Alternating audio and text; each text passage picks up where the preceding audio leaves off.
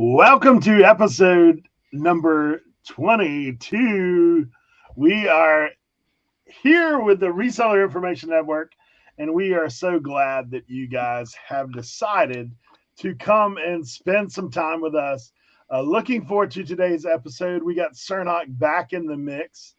Before I introduce all these guys there, I do want to give a little comments of the week kind of situation that we got. RKW RKMW. Wow. A Cernoch looking good, rocking that Canadian hat. Gave you an A, old Canada. It says, thanks, Tim, for the glass info. I learned so much. It's something new every episode. I got a subject for Leroy, and we'll get to that. How about vintage carpentry hand saws? I have a bunch in the death pile. Thank you, guys. We also have from Philip Catalino. Says, I live in Colorado, and we know that's a reference to the old Pony Express. He said he actually uses USPS because I put in the comments. So Pony Express still picking up your packages. Danica Lady Luck Junk says, I learned something new when I listen to this show. And also sounds like the effects at the end of the show sound like asteroids. That's what she said. Mike G's shop. Another great show, guys. I've been missing listing and loafing because of this nagging thing called a job. Looking forward to the next show. Keep up the great work. Hey, thank all you guys for dropping your comments and questions. We're going to try to get to as many questions as we can in each episode, but always enjoy trying to bring something new to the table. We're going to go around the horn real quick. Like I said, we do have Cernoch back in the building today. He is almost fully recuperated, but he's back in action. So, Cernoch, what's going on? We are back 100%. Okay, we are back. Listen, Thursday was like 50%. Friday was like 65%, and we got healthy through the weekend and everything like that. I'm on a multivitamin regimen now, so we're getting good. But hey, look, got a new hat. The Ocampo buck stretchers. Look at that one.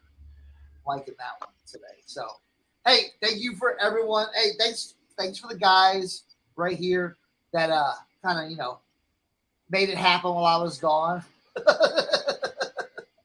But yeah, no, I want to thank everyone that's tuning in and left good comments for us and everything like that. So we got some cool stuff for you today. So yeah, take it away. Yeah, that buck stretchers hat kind of reminds me like us at a yard sale. We're stretching I was dollars just thinking far that. That's why I like it. You're stretching the dollar. Yeah, you have to wear that one next time we go yard selling, so we can be like, "Hey, we looking for them bargains?" Like, exactly. That's why I loved it. I was like, "Yo, I gotta get this hat." There you go. And I got off of eBay too. So wow, a little eBay coupon action. Exactly. Next up, we got Leroy as always, but look, he's not on the road with us today. He is actually in the studio / tool center. Leroy, what's going on? What's going on, everybody?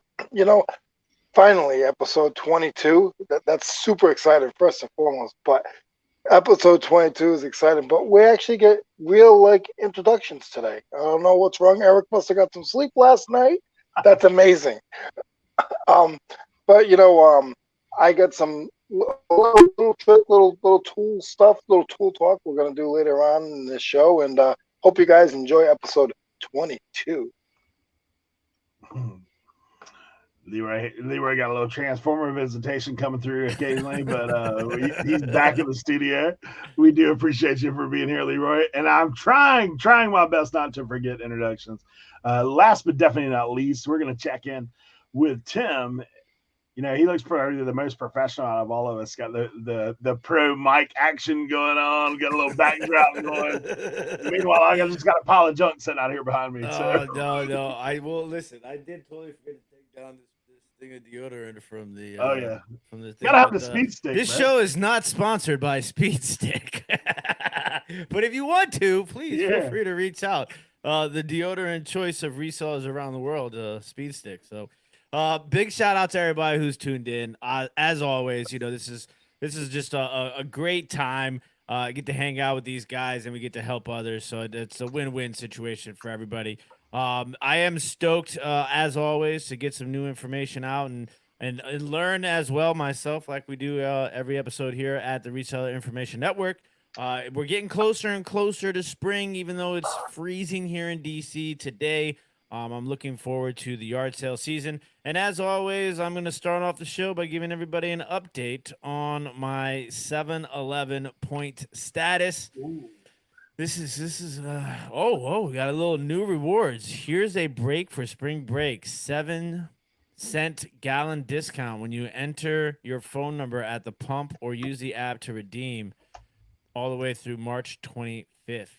Fantastic. All right. We are currently sitting at 106,790 7-Eleven points. So getting closer. We should hopefully breach that 107,000 point race mark. to $1 million is on. Yeah.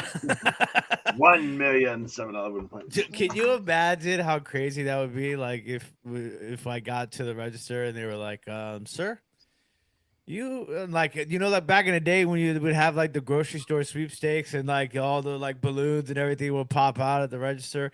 Yeah, that'd be pretty awesome, but I don't think that'll happen. But hey, I might be able to get a couple of large pizzas with 1 million 7-Eleven points. But shout out to everybody tuned in. It's gonna be a great episode. Thank you guys as always. Oh, this is a little reminder. I'm gonna remind you guys every time I speak this during this show. Don't forget to leave some questions in the comment section below.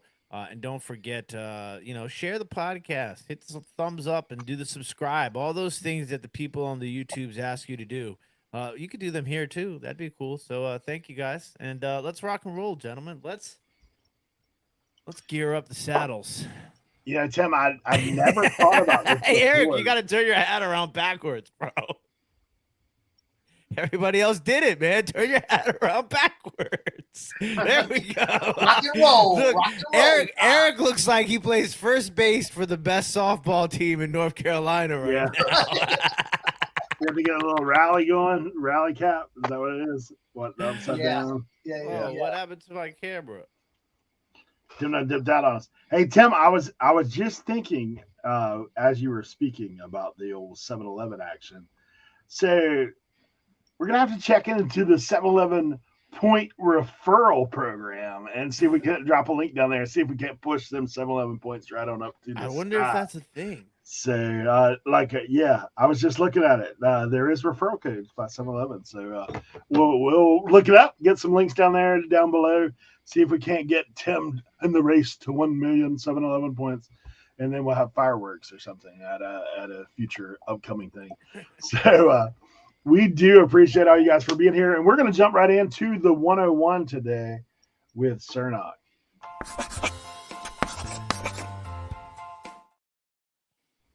All right, 101.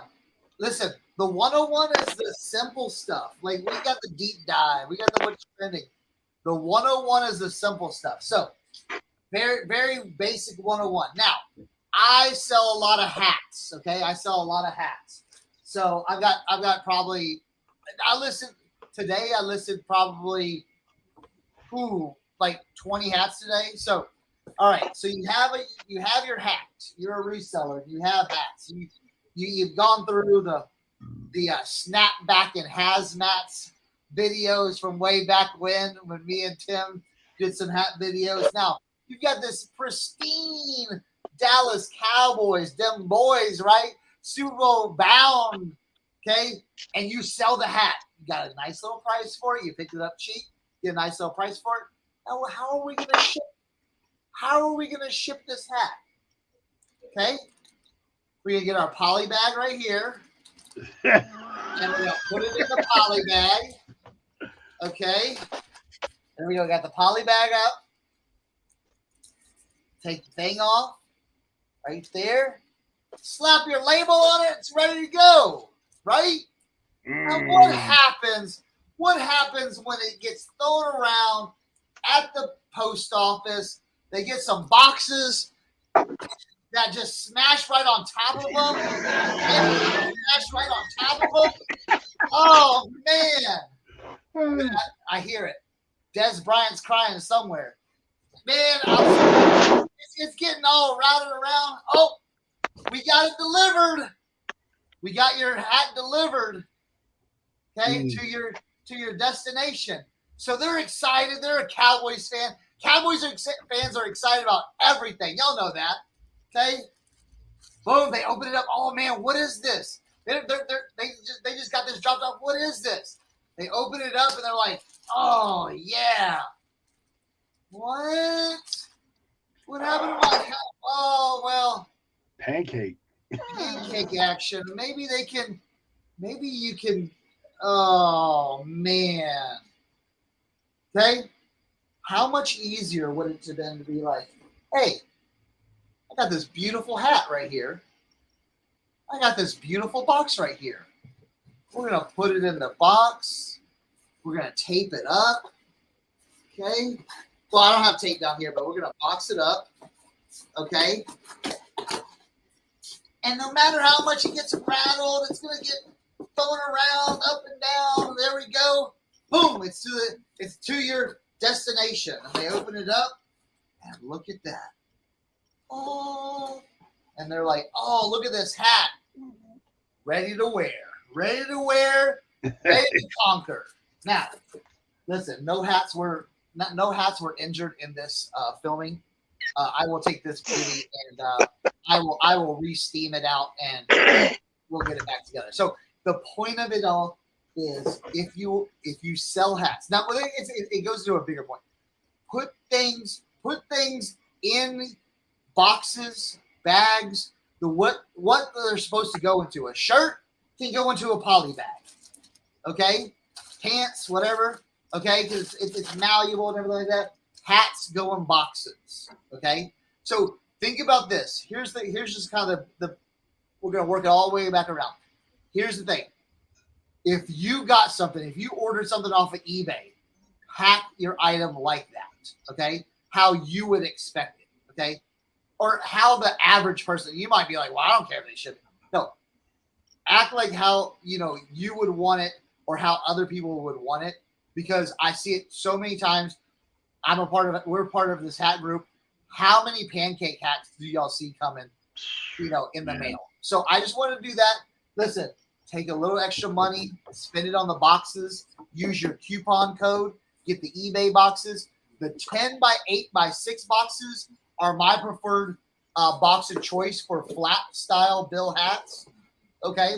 There's some 8 by 6 by 4s that you can put the more curved bills in, and like the dad hats that are unstructured. So you can definitely do that. But with a hat, I would always say put a hat in a box. So that's the 101 today. Just think about your customers when you're shipping, and say, how would I like to receive that? And let's try to ship it that way.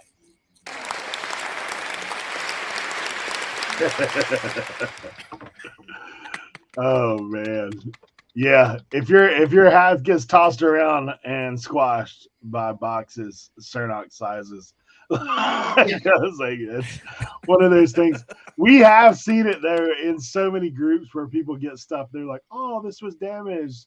I wonder why. There was no packing material whatsoever. Like, not everything fits in a flat rate envelope. Like, do not do that to your customer. You're just setting yourself up for failure.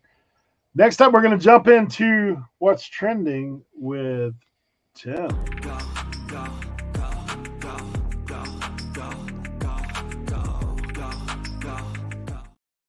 All right, ladies and gentlemen, in case you didn't know, okay, because I know it still probably feels like February because we lost a couple of days in February, but apparently it is already March, okay, and by the time you're watching this, we're going to be one day into March Madness. Ladies and gentlemen, March Madness is upon us. For those of you that don't know, March Madness is the term that is used for the NCAA College Basketball Championship Tournament, which is something that people who don't even watch college basketball during the regular season get involved in Obviously, you'll see a lot of office pools and stuff like that where people are going to try and fill out the bracket. And you'll see all these advertisements for perfect bracket challenges and the bracket busters and the bracket this and the bracket that. So it is a absolute golden opportunity. And this is a lot different nowadays than it used to be. The March Madness is really stretched out a little bit now, more so than it used to be in the past. So you're going to have 64 teams, okay? Obviously, there's going to be the first couple of days you're going to lose half of the field. But when a team from a smaller school gets into the bracket, maybe it's for the first time ever, even if they lose in the first round, that school is going to have this buzz going around. So you have an opportunity here to really make some sales on some of these schools that are in March Madness. So my suggestion would be is just to take a brief second, familiarize yourself with all the schools that are involved in March Madness in the tournament. Go into your death piles, see if you have anything that is, sitting around that might be of those schools, and get them listed. Also, another key thing to think about here too is, and this happened to me yesterday, and it happened to me randomly, but it just kind of, reminded me. So if you have something that's listed, right, it might be already listed in Ohio State, okay, if say Ohio State was in the tournament, okay, or UCLA in Arizona, who are like big. University of Houston is one of the top schools in this tournament. Like if you had that stuff already listed, it's a great time to delist it, relist it, or sell similar, whichever one you prefer to use. Right now, just get it as a brand new listing into the world of eBay. And it's a great opportunity. I had this happen to me yesterday with Jimmy Garoppolo. I had a card that just happened to be on the end of the month of it getting to be automatically renewed. So I delisted it, relisted it. He signed a big contract on the same day. That card sold the same day that I relisted it. So it's definitely something that you guys can think about, is just kind of getting those old listings or getting something from your dev pile that is related to these schools. Especially if it's a smaller school, and say they go on like a Cinderella run, like George Mason did a few years back. George Mason was a very small school, not very well known at the time for their basketball program. They made an absolutely incredible run. The term that you'll hear used a lot during this month in regards to March Madness in the bracket is going to be the Cinderella. Okay, so these are the teams that nobody thinks has a chance that end up winning a game and going on a run and making it to the Sweet 16, the Elite Eight, or the Final Four. So those sort of things are definitely items that are going to be hot tickets. And when they're smaller schools, they will actually fetch a little bit more money because they're not as mass produced as some of the big name universities and colleges that are taking place in this tournament. Another thing that's really interesting too, to kind of to wind down this trending topic, is if you have vintage tournament apparel, whether it's a Final Four hat from the 90s or a Final Four Sweet 16 t-shirt from the 90s or the early 2000s or the 80s, this is a great time to get that stuff up too, because those keywords are going to start to be populating more and more in searches by buyers. So I just think it's a good opportunity to kind of get rid of some of those items that may have been stale over, a certain amount of period of time, that are going to be gaining popularity right now. And I know when we talk about these trending sort of situations, we kind of try to balance it out between like instant trends and long-term trends. This is a scenario where it's kind of like an instant trend, and you just kind of got to keep your eye on things. It's going to be all over the media outlets, so it won't be that difficult to find out who's winning, who's advancing, who's a Cinderella, who's a favorite, to kind of guide you through these listings, and finding them either in your death pile or renewing older stale listings and getting them into the eyes of the buyer. So hopefully that is a little tip that will prove useful to those of you that are watching us.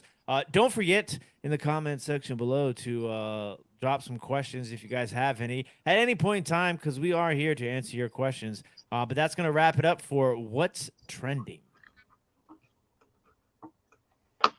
Yeah, it is one of those things like reselling when you think about those things. The other thing I would just kind of tag a little bit extra on the Tim. If you live near one of those small schools, you can probably be on the lookout in the thrifts and in the even like this may sound weird, even a little RA, like hit up a little RA Go to the around those bookstore schools. and get yourself a couple of T-shirts. Yeah, you might be able to get a little, especially if they win a game or two, because then it'll start to create the buzz for sure. So that is definitely something. Unfortunately, my Tar Heels will not be dancing this year. Like they got their dance card pulled early in the season and never recovered. I don't know what happened to those boys, but yeah, man, it's tough when you lose to Duke twice in a year. Anyway, like that makes for a bad time. But we're gonna jump in to a deep dive into tool time with.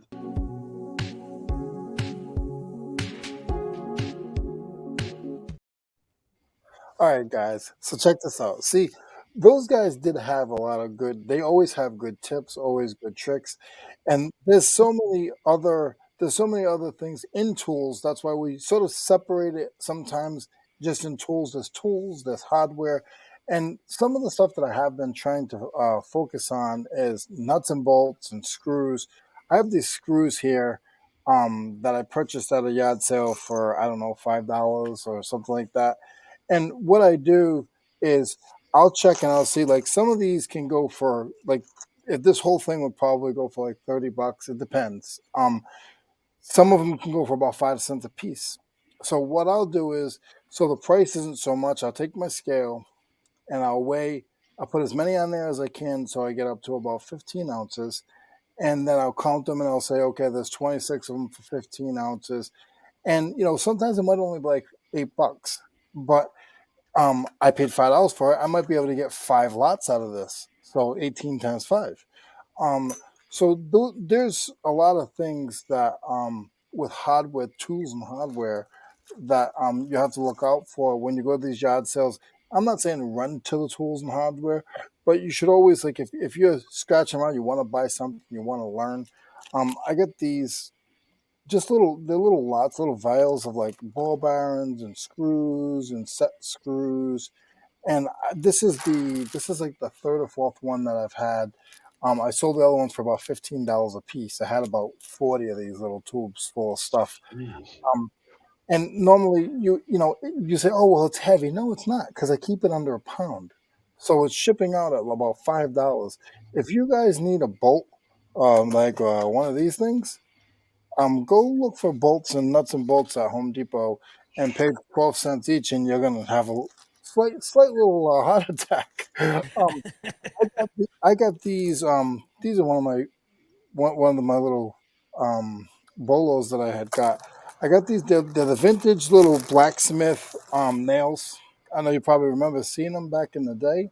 They got the little flat head on there. I got it was almost like a shoebox full of them, and I didn't clean them. They're rusty and stuff. Put them on the scale, scaled them up, weighed them to 15 ounces. I got about 8 lots of this, 7 lots of this. I've already sold two for about $22 a piece. Is what I'm getting per bag of these. My price is cheaper than the other people. Some of the other people they're getting about $35 to $40, but mine are selling because my price has dropped a little bit. So you don't have to I'm not saying run to. I'm not saying go buy a big huge thing of screws, nuts, and bolts. But just think about when you go to the hardware store and you got to buy a little screw for something that you don't have at the house and what you pay. And then the next time you head to an auction, yard sale, flea market, estate sale, and you see a bin in the corner. A lot of decking screws. Eric and I have talked about those before. I had some really long decking screws, and I sold those for $75. And they went for a lot of money. You got to remember, guys. A lot of these people they think that they've gone to YouTube University and they think that they can rebuild their house, and they'll go and they'll buy $80 worth of tools and hardware. And I love it, man. I love it. I get so excited when I go in and I see even a sink, like a faucet. They'll get a faucet and not know how to put it in, and they paid like $85 for it, and I'll just use it as parts and I'll still make decent money on it.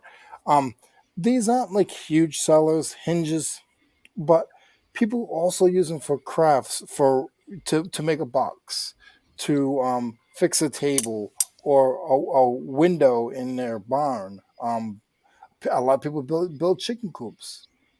So if you're listing a hinge, you can put chicken coop hinge. It don't matter what kind of hinge, what kind of you're using it for. You can say chicken. No, who else is gonna put chicken coop hinge in their listing? Is it a chicken coop hinge? Absolutely is, if it makes the door work. But for real, like everybody builds chicken coops, everybody builds greenhouses. That's another one of those "I love you" YouTube segments where people watch YouTube stuff and think they're Bob the Builder. They got 13 minutes of how to build a shed, and now they're building sheds. So, all kidding aside, guys, just keep a lookout on certain tools and hardware because you can make some decent money on that stuff. Eric, back to you, buddy. Well, I do like it. I do like it because it was very interesting. You are keeping everything under a pound, which I think is very smart. That's what I took away from that. Getting those little items, and that might be something for other resellers. It may not be bolts and screws. No, marbles, buttons. Something else. Man, that's a great idea. Keep it under, even crafting supplies or something like that. I do it all the time. Keep it under a pound so you get that first class shipping. I like that. I love that idea. And I don't have it on here. But I had spoke to Eric about it earlier. I had bought some solder. I don't have any with me. They all sold. One guy bought them all the other day. You go and you see the little rolls of solder. People used to sweat their pipes with them and stuff like that. I sold $85 worth the other day, and you'll see those in a box for $1 a piece. Yeah. They're actually worth about $8 to $12 a piece if you have the older ones, and they're all, as long as they're on the spool and the spool's pretty full, and they could be dirty and dirt on the top. You don't even have to read the tag. I couldn't even read some of the tags. So some of that stuff, I just want you guys just look it up. Do you have to buy it? No. But sometimes you go to some of these sales and there'll be a ton of stuff, or somebody will get the good stuff. You'll be discouraged because you drove 45 minutes to a state sale and things you want to go where nobody else is. Cernoch tells you all the time. Cernoch, he's at his mission, and when he goes to his mission, he's at that mission for 2 hours a day, and he knows the inventory better than them. When they do inventory, they just call Cernoch in and say, "Hey, what's left? What didn't you buy?" Yeah. So I'm going to be done with that, guys. But guys, thank you very much. And I'm excited about, I don't know why, but I'm excited about episode 22. When we look at episode 23, we're actually having Michael Jordan on just to represent his number. So make sure if you've hung around this long, just be ready. Michael Jordan is coming on number 23. We're speaking that out. So, hey, I will tell you, Leroy, I know because I do handyman work. I used to work construction. I've always been a not necessarily Bob the Builder, but I definitely have been someone who can do a lot of that handyman stuff. And if not, YouTube does have university that you can use. It's the old book thing, but I know I was talking to him one day about lag bolts. So when he's talking like 12 cents a piece in the store, when you talk about lag bolts, you're talking about $5 to $6 a piece. You're talking about $1 to $2 for the nut. Yes. On the thing, like the washers are like $1 a piece. Mm-hmm. So when you begin to look at that stuff and start to do a little math, now if you can get a bag of those things, like you're talking like $25, $30, $40 that has been spent on that. And that's things that I don't care what estate sale you go to, you will find hardware there. At garage sales, you will see that stuff kind of floating around. Faucets, like he said, different types of hardware. There's things, any kind of specialty nut or screw, toggle bolts, like things like that. Those are expensive. Like I was actually at Lowe's the other day. We're remodeling our bathroom. So like there's things that I'll look at in there that I was like, dude, like this little connector is like Plumbing stuff. Oh yeah. Wow. Yeah, keep that stuff and looking at it. Hey, there's little connectors and all those kind of things. Like some of those things are $5-6 a piece for a little thing. So like those are things that you can, and like I'll echo what Cernoch said. That's a great tip about keeping it under a pound. The other thing you can think about is if you do have to move up to the padded flat rate, box and a padded flat rate. I know Leroy uses that a lot. So it's one of those things to think about. Great tips today, man. I really appreciate that, Leroy, and you sharing. So thank you so much for sharing about the those hardware tips, man. Those are things. Me and Leroy were talking the other day about things that you see at every sale, but you don't necessarily pick it up because of, you don't know, and you don't know till you know, and that's why we're here, so that we can share those little tips with you. But we do appreciate you so much for sharing that. I do have one little reseller hack that we want to share today. We haven't done a reseller hack in a minute, so we're going to add something in.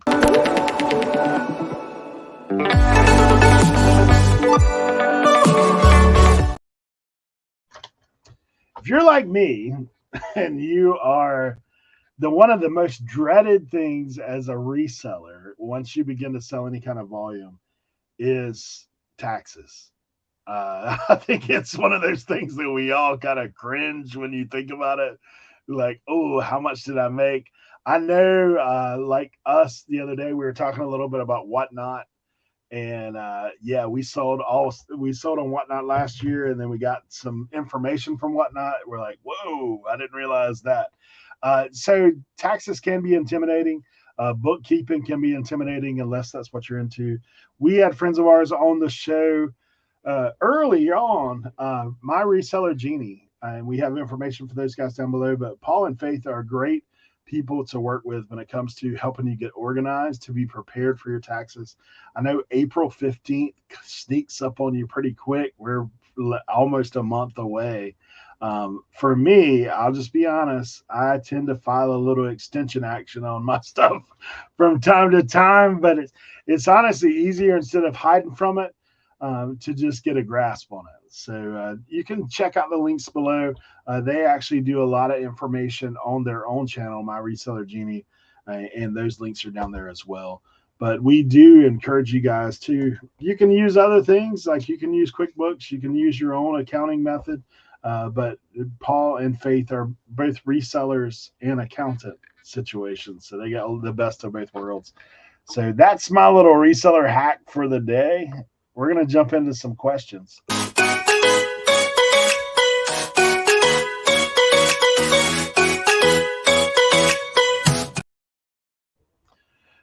I did have a couple questions in this past episode that I wanted to bring up to you guys. And I know I had them. Like, okay, so Philip Catalano says, when your listings are going to end, is it better to end and relist, just let it relist by itself, or end and relist, or just let it list by itself? I know I said that twice, right? Like, is it better to just let them end on their own and relist it, or better for you to end and relist it, or better for you to end and sell similar? What are you guys' thoughts on that? Well, I'll go first. Obviously, you don't want it to just end and relist by itself. That's like the number one thing. Now, I think there's the big question is going to be the difference between sell similar and relist. I know. Hopefully Cernoch will go next and he'll explain his method, because I generally used to just delist and relist, but like I'm a weirdo sometimes. Well, I guess all the time. So I try to like just tinker with it. So sometimes, like, if I have like 50 items that are gonna end today, right? So generally what I'll do is I'll wake up in the morning and I'll go to my listings and I'll sort it from ending soonest. So anyone that I see that is ending within the next 24 hours, I will end all of those listings. So then I kind of tinkered with it, and I would do like half of them I would sell similar, half of them I would relist, Sometimes I would just relist, and sometimes I would just sell similar on all of them. So I don't really know if there's a right answer to how to do that. I think I'm gonna probably be listening in to what Cernoch says as much as the person who asked this question. But 100%, the first thing is to 100% not let eBay just relist your item. Make sure that you're ending them yourselves before that month ends when they relist them. Cernoch. All right. Now I let my stuff just end and get relisted. I don't go in there. Now what I do think is that I didn't know that. yeah, Cernoch? yeah, every 30 days it just you know what I'm saying? See, Rolls no, over. no, don't let Now it do here's the that. thing. Here's the thing. Here's the thing. I go in there and look at some of my old stuff. Okay, because if you're doing it right, you should be selling, a good amount of your stuff. So I go and look at the old stuff, and that's what I kind of focus in on. Like, all right, this pair of shoes. This is a nice pair of shoes. Why hasn't it sold in 6 months? Okay, I think that's where you need to, now it's different for everyone. If you have 150 items in your store, then you can go in there and boom, boom, boom, mess around with it more. But if you have 1,000, 2,000 items, that's gonna be a little bit more. So I would say look for your older stuff, your stuff that maybe has gotten stale. Okay. Now this is why I do not sell similar. I just relist it. Okay. So you end and relist it. Now you'll hear different people say, "Oh, well, you can sell similar. It's the same thing." It's a little bit different. I relist it because one, it does the same thing as sell similar. It gives you a new number. Okay. All this stuff is already tested. So it gives you a new number. Okay. And then also, you can go in there and clean up photos. I see a lot of stuff like pre-photo room app that I have that I'm like, ooh, those look ugly, to me. So I go in there, download the photos, run through the photo room app, make them look nice, boom, put them back up there. Look at your titles, look at everything. So when you do end and relist, your relisted item sends out notifications and emails and all that stuff, sends out correspondence to anybody that had been watching that item. Okay. Or if they go into their watched item list, it'll say that item's no longer available, but it has been relisted. So it keeps you in that. Now your watchers go away, but your watchers were never buyers. If it's 6 months old, your watchers weren't buyers anyway. So it gives them it does, include them still, like, hey, we relisted this item. You can find it here. So that's why I would end and relist. I like to go look at stuff like I'll sort my stuff from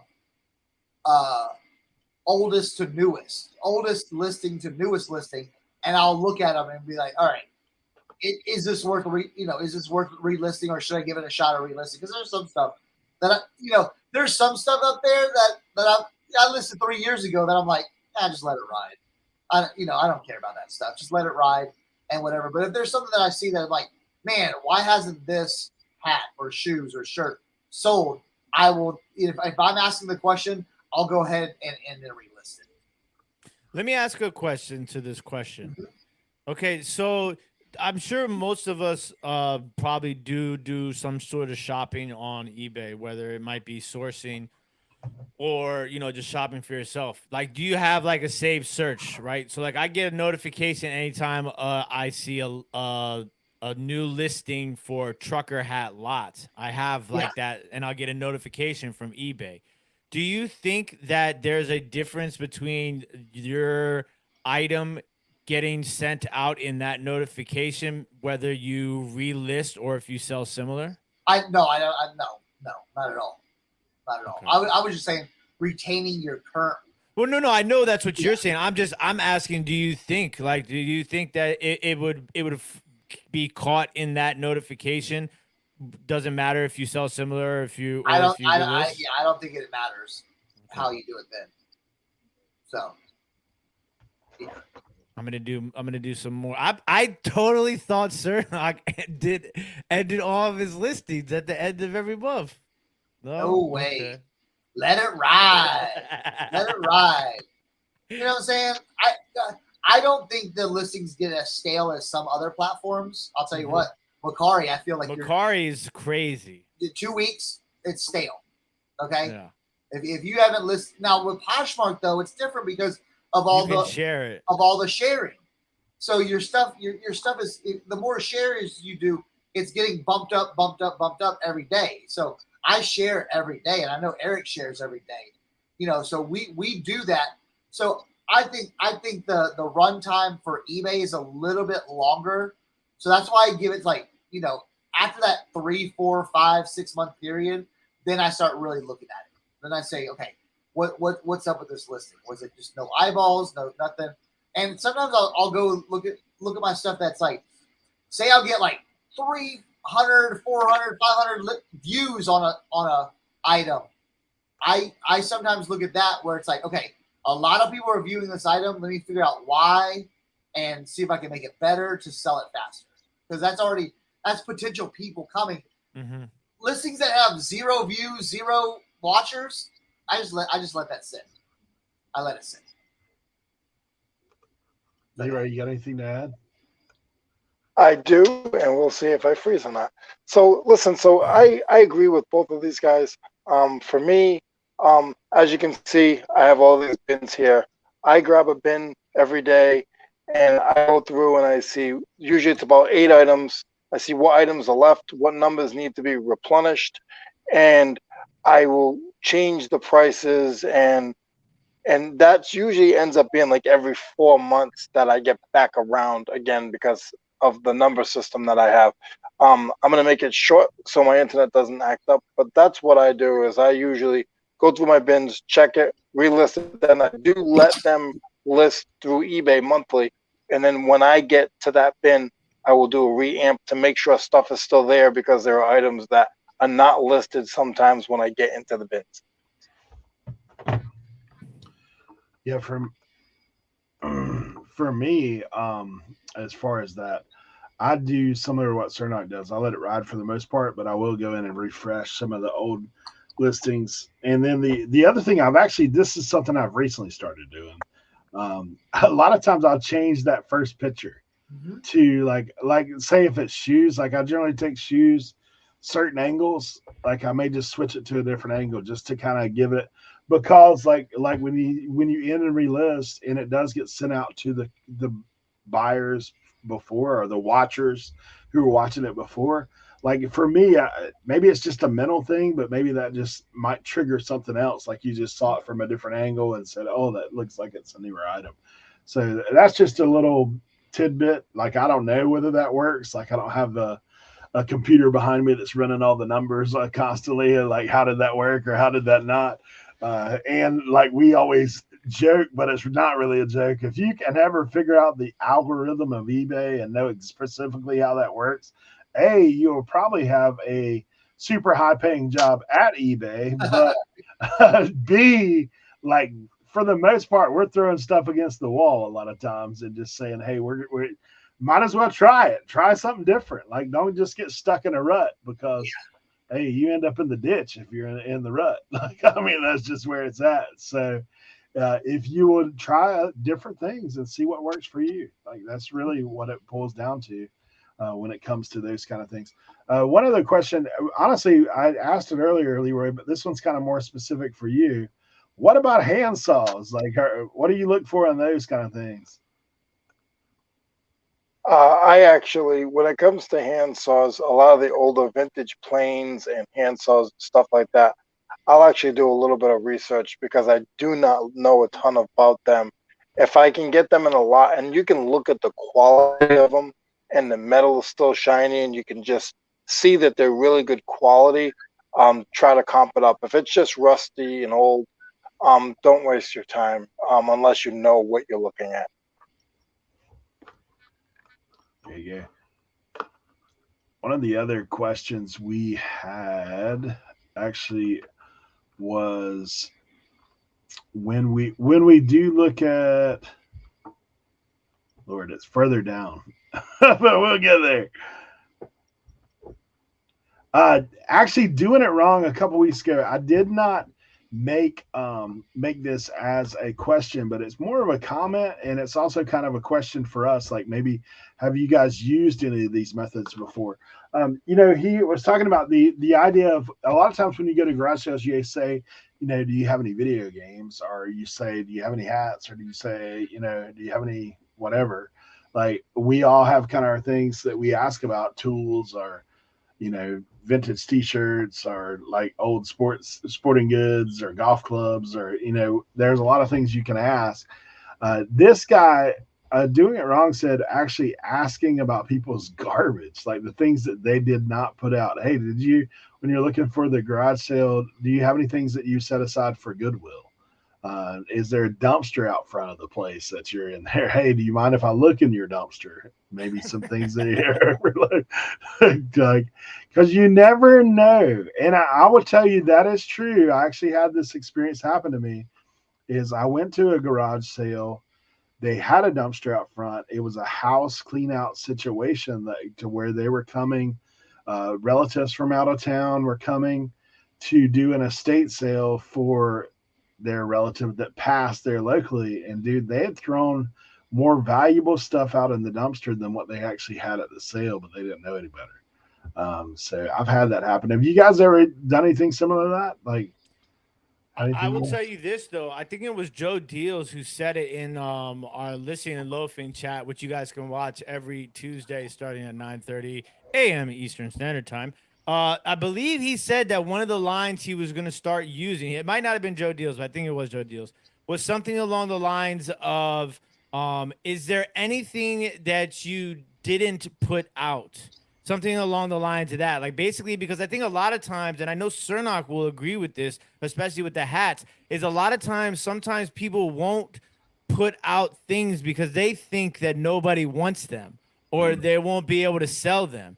So I think that that's kind of a very interesting approach and technique to kind of maybe especially get a bargain on something. You know what I'm saying? Because if they don't think that anybody's gonna buy it and you're offering to buy it, you could probably get it for damn near free. You know what I'm saying? So I think that that's an interesting approach that kind of slides into the category of this comment by asking people, is there anything that you didn't put out, that maybe you didn't think that anybody was going to buy, or I think it's probably just a lot of feel and go sort of situation. Like you kind of got to feel the vibe of the yard sale. You know what I'm saying? you got to feel the vibe of the person who's selling. You kind of got, how I be when Cernoch, Eric, we all are kind of the same way. Leroy, like once we get into that little conversation, it's kind of just like, all right, I'm gonna just kind of smooth my way into this a little bit. And then next thing you know, you got a good little repertoire with the person who's doing the sale. And next thing you know, they're bringing out a whole bag of goodies, and you're getting in the bargain deal sort of situation. So I think it's just a really like you got to feel the things out, because let's be perfectly honest. Sometimes you're gonna go to a yard sale and people are just gonna be complete not nice people. You know what I'm saying? And like they don't want anything to do with you. Like so that's gonna happen. Not everybody is nice. So when you do find those nice people, just be real with it. Don't be sleazy.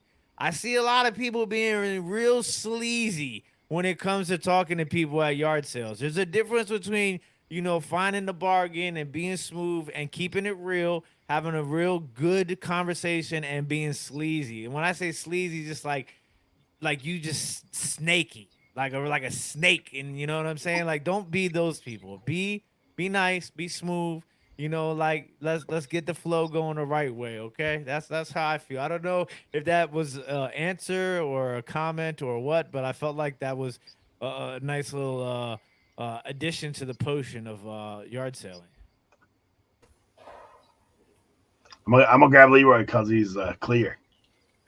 So I'm gonna tell you guys real quick. If you guys do listen to our Tuesday show, Cernoch has actually told a few stories about this, how he's been in the houses and people have said, "Oh, I threw those hats out the other day," and Cernoch gets excited and he's like, "What do you mean you threw them out? Where are they? Is the trash bag around?" Like I remember that like it was yesterday. So when Tim was saying that, and yes, you guys are 100% right. Like when I go to yard sales, they'll be like, "Oh, we're gonna just bring that stuff to the dump." I'm like, "No, you're not. Like, can I see it, please?" Like, because they don't realize that there's still some kind of value in it. Especially with a lot of the stuff that I buy, I'm buying it for 10 cents and selling it for $10. So there's a lot of value in that kind of stuff to me. And to somebody else, they don't think it's, they're not gonna, if they can't make a dollar on it, then it's not worth anything. Or if they don't know if it works or not, you guys know better. If they don't think it works or they think it's broken, that's good for you because then you can get it if you're a parts person or if you're a repair person. So it's definitely important to ask questions when you go to these sales. No doubt. They're not. What I like to do when I'm at sales, what you said earlier, those are all great techniques.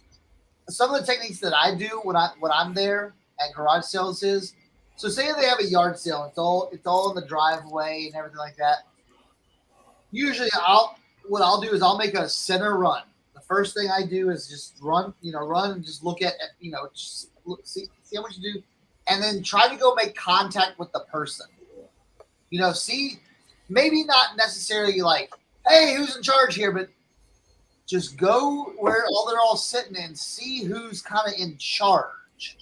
Okay. And you don't have to say anything. You just make a mental note of it and then go look at their stuff. Here's another thing too.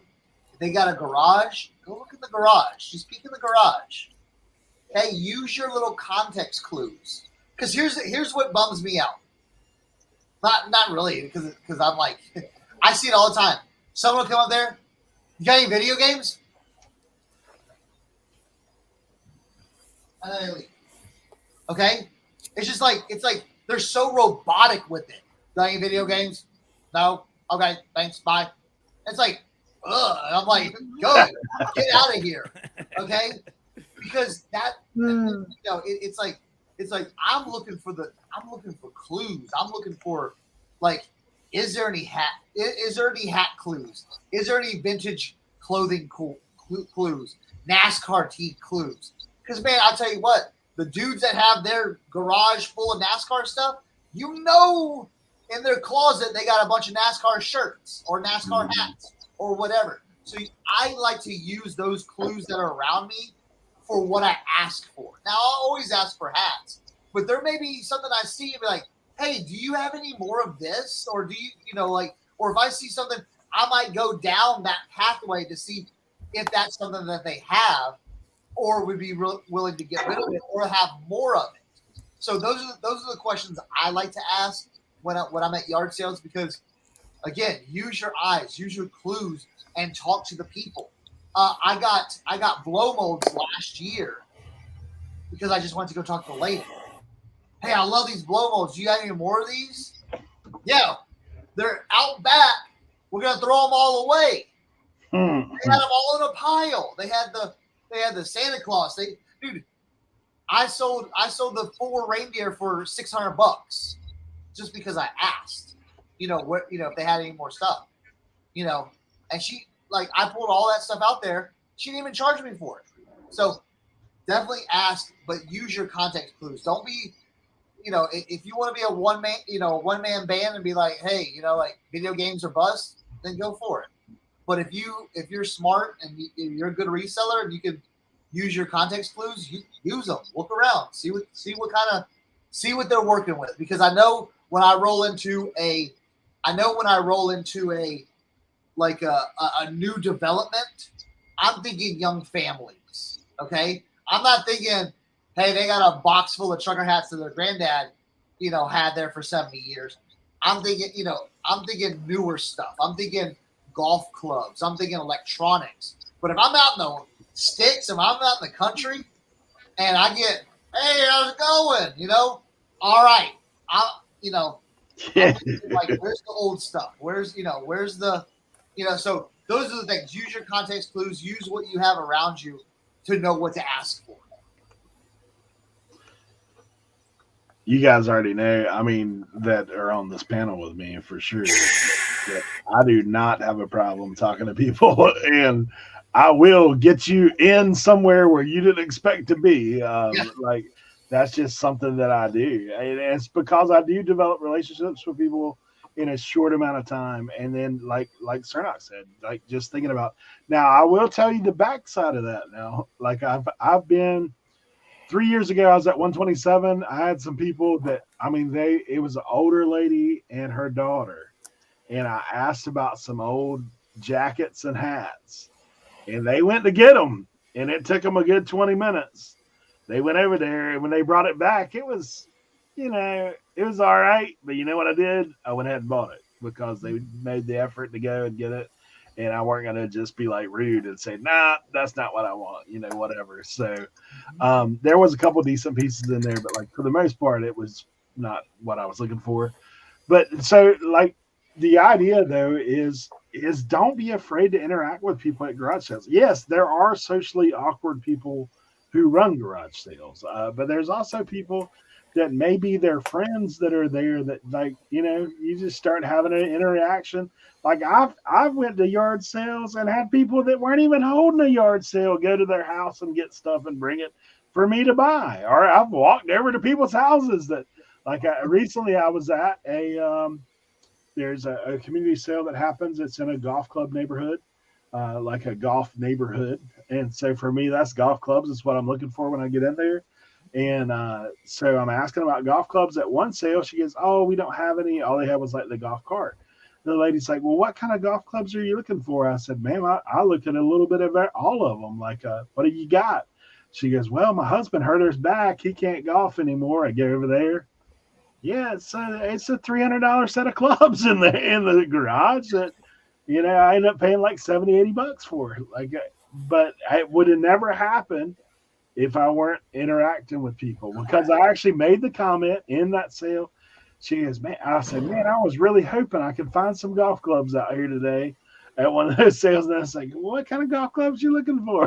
Like, that's one of the things, but it's just what it is when you're out, especially at garage sales, but even in retail environments or in thrift store environments, get to know people, be friendly. Like, I mean, man, if you be friendly to people, you'd be shocked the kind of doors that it opens up for you. All they can say is no. Yeah, absolutely. I mean, now pick up social cues too. I know that's a little harder to do because sometimes when you're joking with people and they ain't having it, you best just go and get in the car and going down the road because there ain't nothing happening here. But it's one of the things. So I mean, there's been some times where we were all in a room together, and we thought we might be getting hit with a shotgun, but I thought ended these up boys being were pretty gonna good. Yeah. My man had me pinned against the wall, and these guys are taking steps backwards.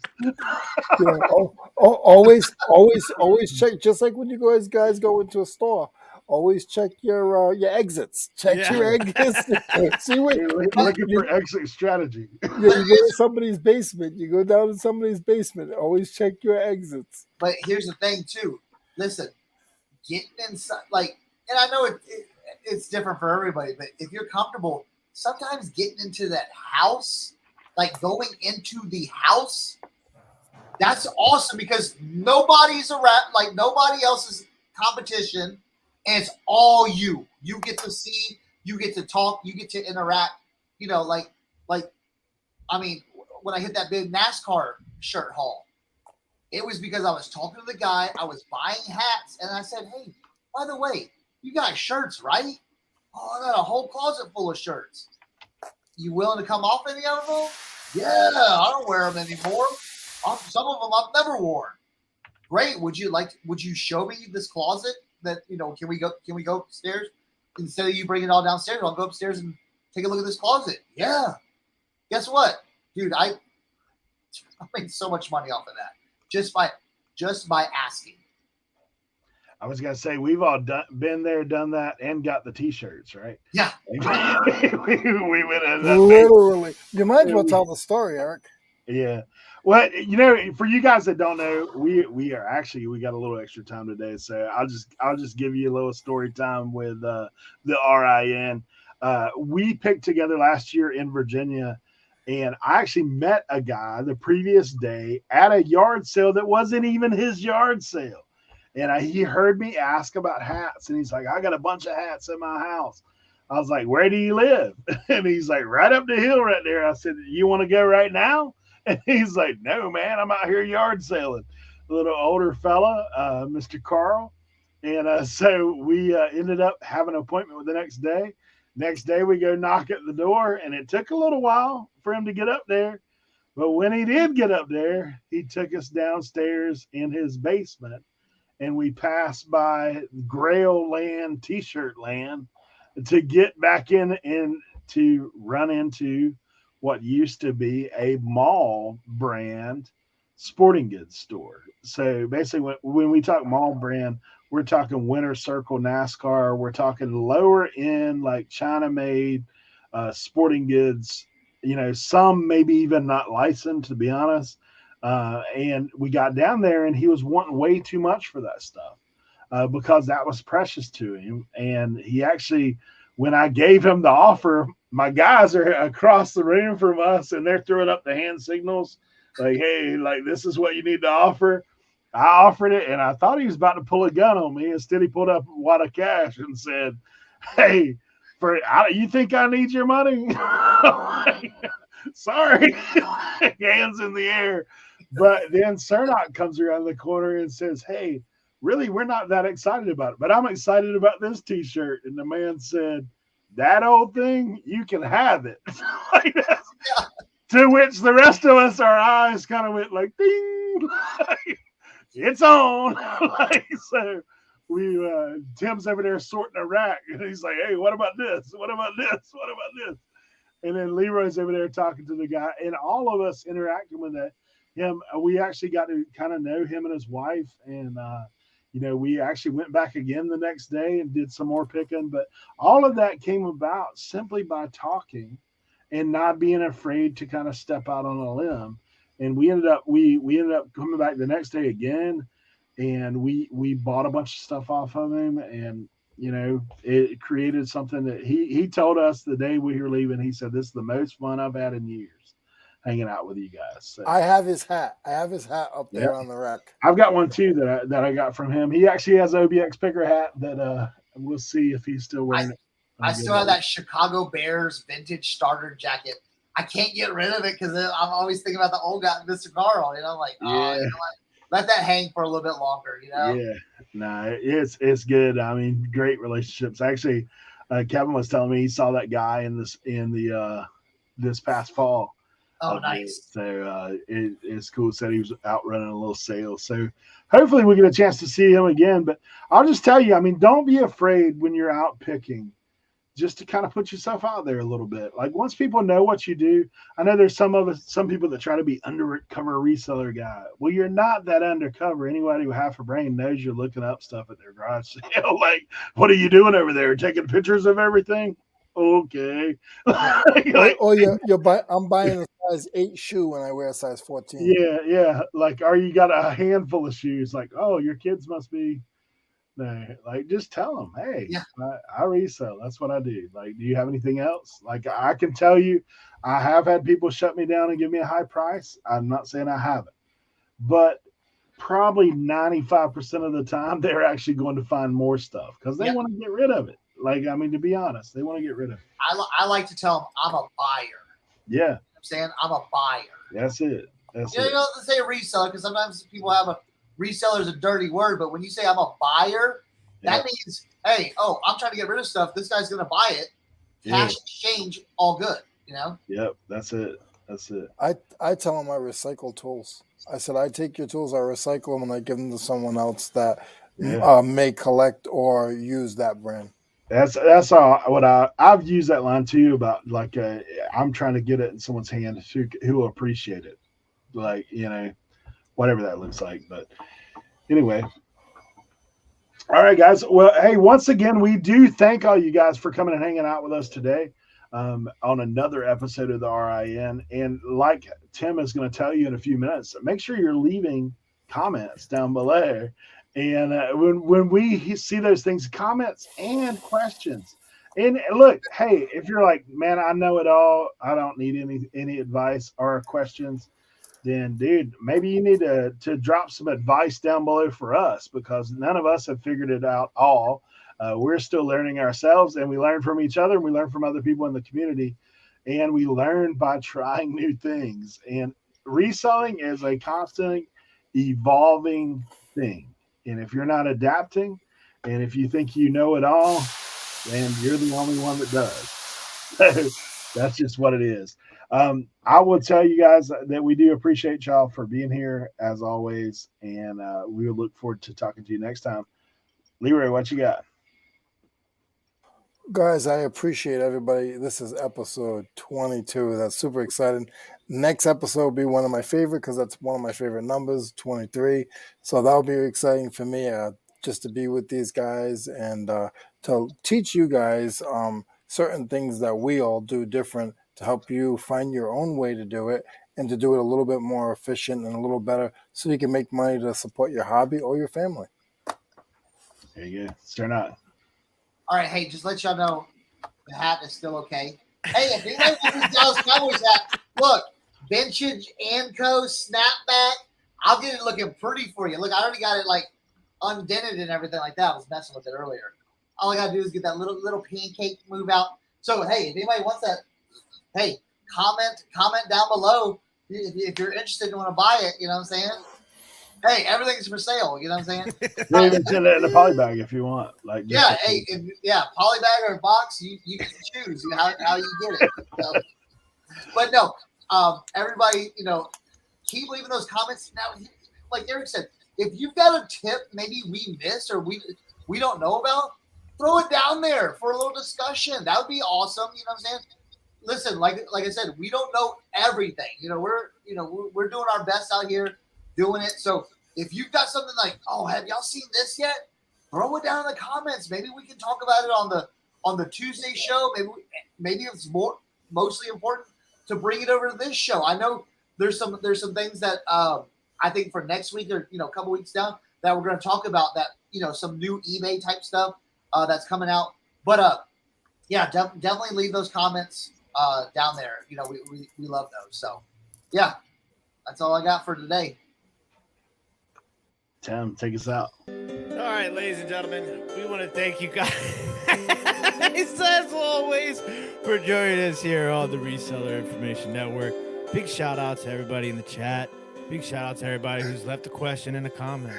Even a bigger shout out to these guys, Eric, Leroy, and Cernoch. If it was not for them, I don't know where I would be right now. But I am here right now with you in this lovely outro music.